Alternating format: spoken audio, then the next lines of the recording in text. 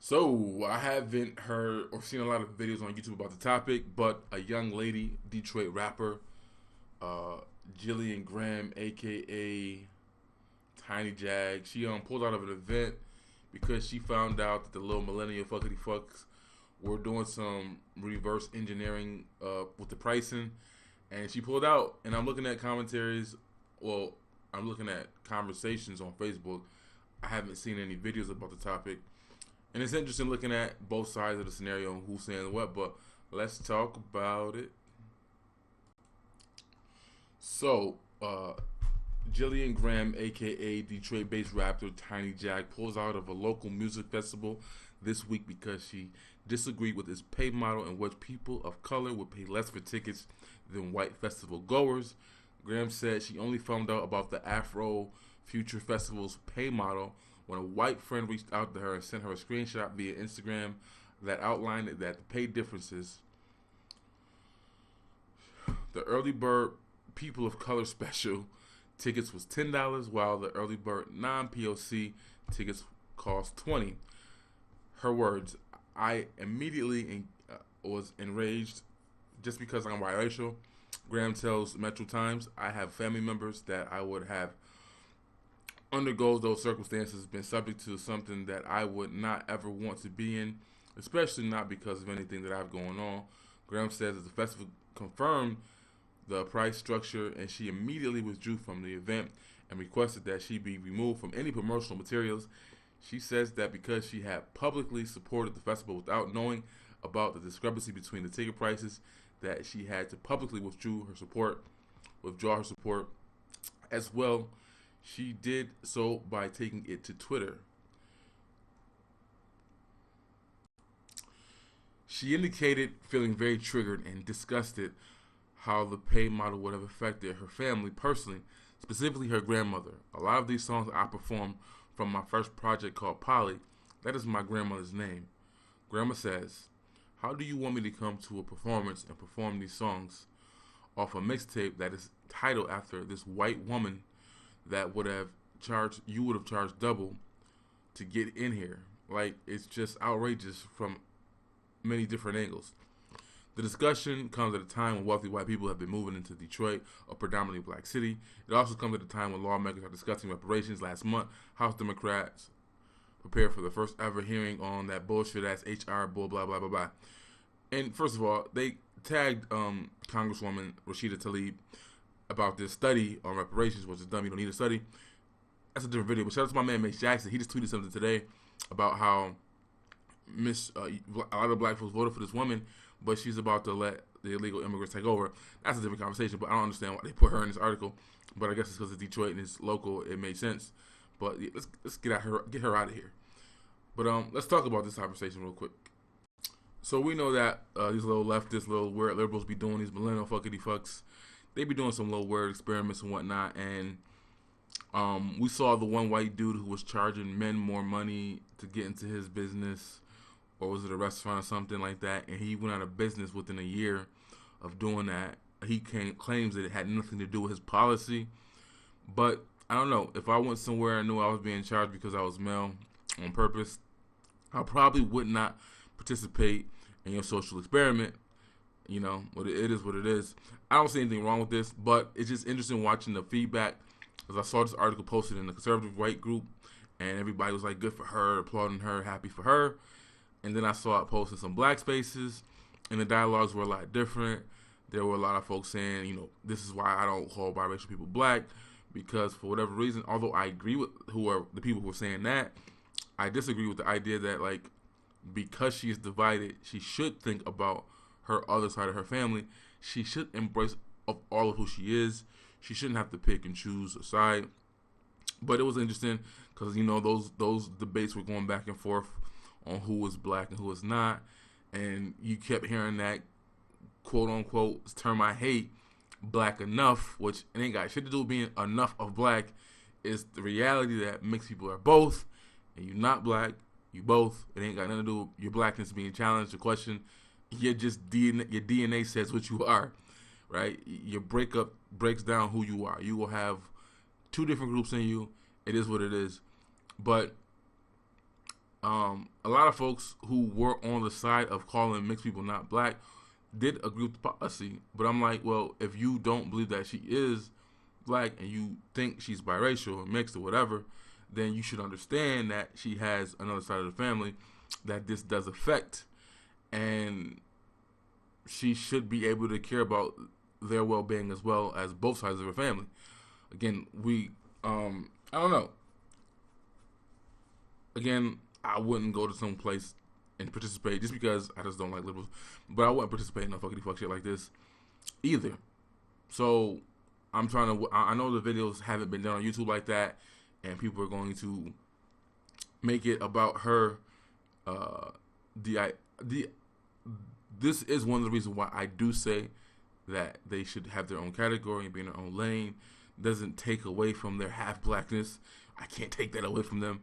It is what it is, but it's just interesting. The people who are going to say that this is the problem with biracials are not going to acknowledge that, yo, she does have two sides of a family, and she should care about both of them. And she has the right to pull out. I don't think she should be attacked for pulling out, for thinking about all of who she is. She has a right to think about all of who she is. And maybe black folks will learn to stop including everybody and grouping everybody into your shit. Again, we know damn well we wouldn't participate knowingly in that. We know that policy-wise, this does affect us. We're not obtuse to that. We know that we're charged more for interest rates and loans and banks and this and that.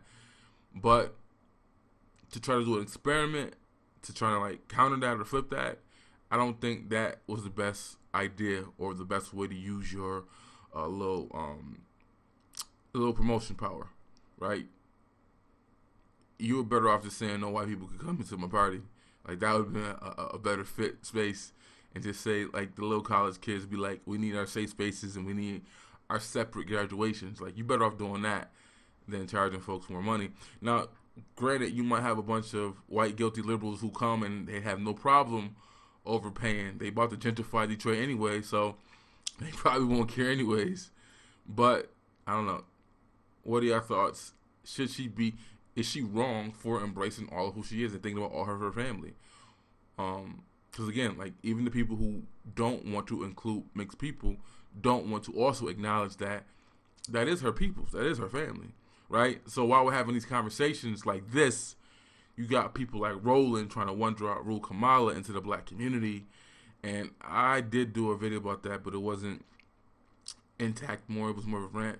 But like, you know, I think we would have to have this conversation culturally of how the previous generation, I know that most of the black people subscribe to the one-drop rule, whatever, but there's a bigger disconnect between the olders who they come from an era where that was, and they embraced them.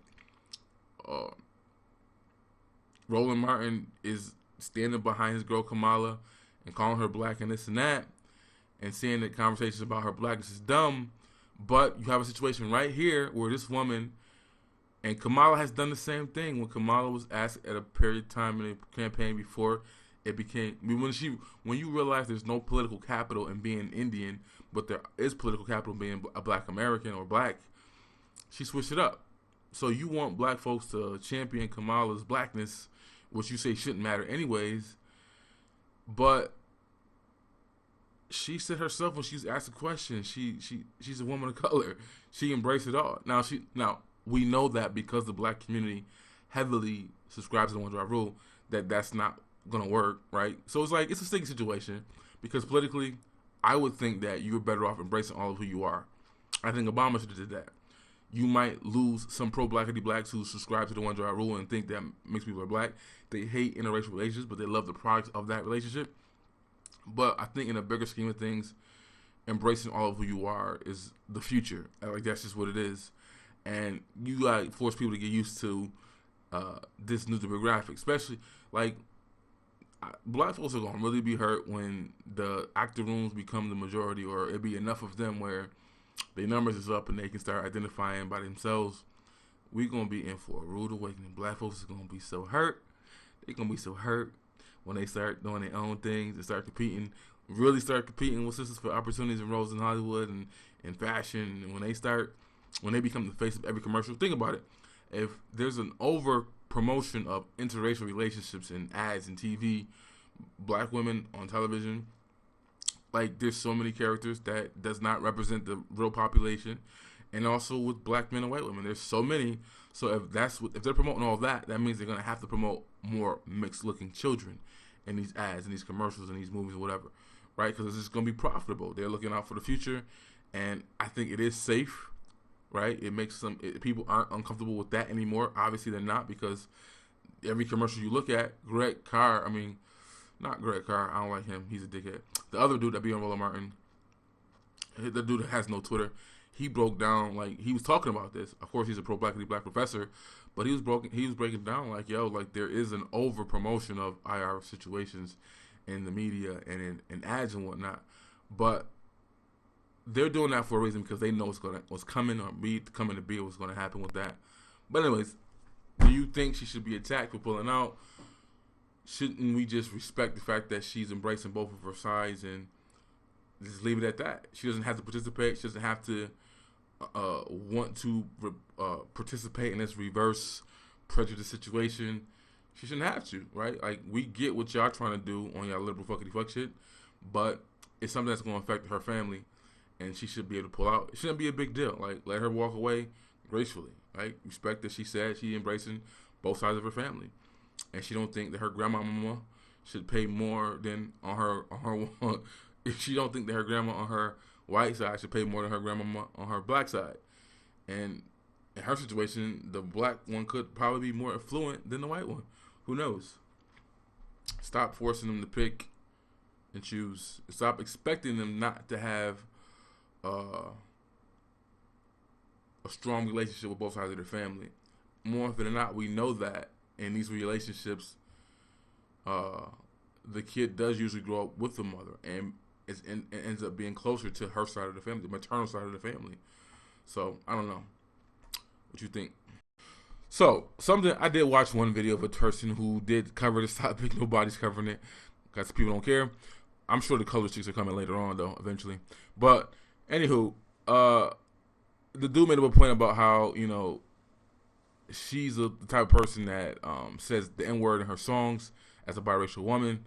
And, you make up a point about your grandmother, how you feel about her and whatnot. But you have songs dedicated to her, on the album dedicated to her, where you drop M-bombs. And we know that Drake does it and J. Cole does it as well. I was a video when Kiki Wyatt was saying it too, and I'm like, your melanin content is way too low to be saying that. But we know, I live in New York, and even Puerto Ricans say that shit. But if you say spick, they ready to cut you. No, I'm just joking. No, they really do. But I'm saying, like, I don't know about that, man. Does that change your opinion on her either, too? Like, should biracial rappers and entertainers who embrace all of who they are and acknowledge that they're both, should they be saying nigga in their music? That's something to think about. I don't know.